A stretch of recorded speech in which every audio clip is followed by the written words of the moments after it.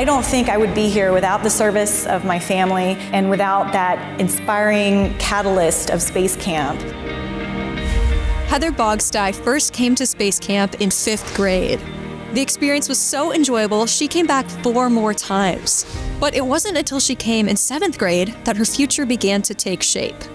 It just so happens that this trip was a unique camp experience that brought together students from her home state of Georgia with students from the then Soviet-controlled country of the same name. The Soviet Georgians were sponsored by Douglas County, and they sponsored a trip to space camp for these young people. That was the reason why she got chosen, because she'd been before, and so she kind of knew her way around so that they would enjoy the experience of our space camp. She was watching Dream is Alive in the OmniMax Theater and thought how cool it would be to be an astronaut. From that moment on, she always envisioned herself one day in uniform, leading others and working in space. Growing up in a military family, serving her country was important to her, and so it made sense to pursue her dream through that avenue. Heather surprised us because she wanted to follow in her brother's footsteps and do engineering. I thought, electrical engineering? She did her own thing and she did it well, and it's amazing. I'm in awe, really, of my own daughter. Heather studied electrical engineering at Auburn University through a 4-year ROTC scholarship. During one of her summer breaks, she returned to space camp as a camp counselor, where she mentored trainees, sharing her personal goals and what she was doing to get where she wanted to one day be. Once she entered active service with the U.S. Air Force, it didn't take long for her to find her way into space acquisitions. In that role, she found great success, blazing new trails through her work. Eventually, she rose to the rank of colonel, leading the development tests and launches of satellites performing missile warning, space domain awareness, and communications. When the Space Force was created, Heather jumped at the chance to help form a new branch of the United States military.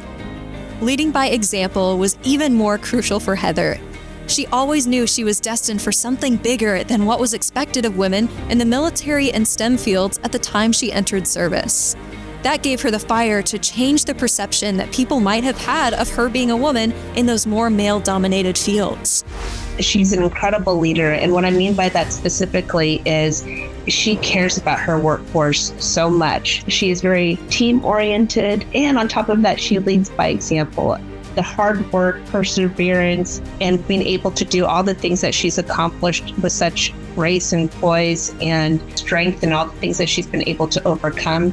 We need more people like her, specifically women who are interested in STEM. It's amazing what she is able to accomplish by being not only an officer and a senior officer and having 2 children. The success that she has just radiates. And everywhere Heather goes, it always comes back to space camp.